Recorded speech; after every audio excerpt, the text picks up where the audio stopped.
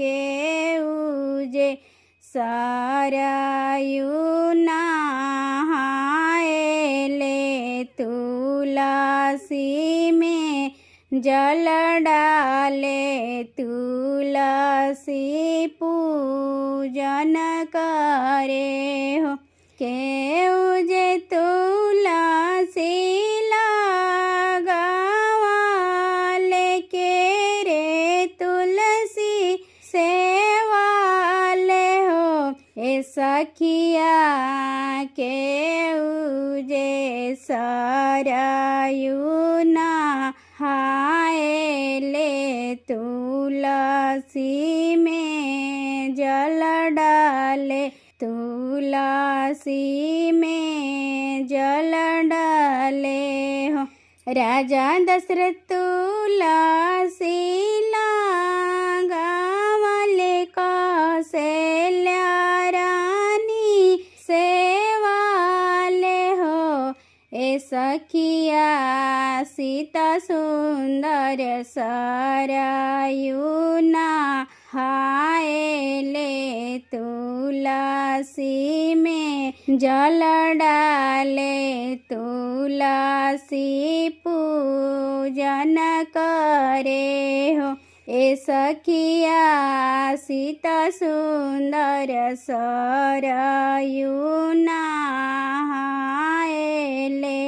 तुलसी में जल डाले तुलसी पूजन करे हो।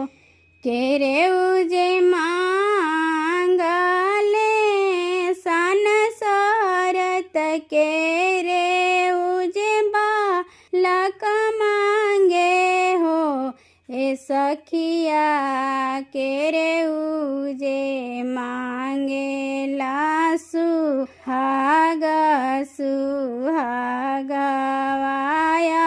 मार रहे सुहागवाया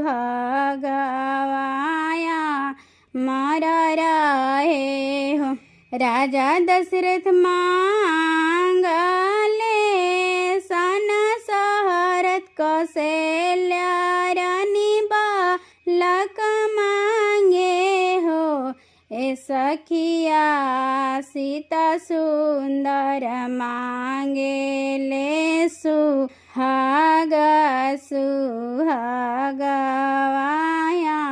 मार रहे सुहागवाया मार रहे हो। जवन अंगना तुलसी के गछिया आंगना बहुते प्यारा लगे आंगना बहुते सुहावन लगे हो।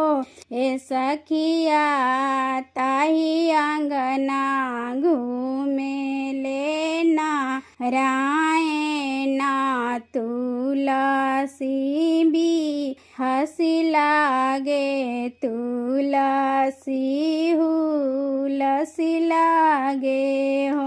ए सखिया ताही आंगना घूमे लेना रायना तुलसी भी हंसी लागे तुलसी हुलसी लागे हो।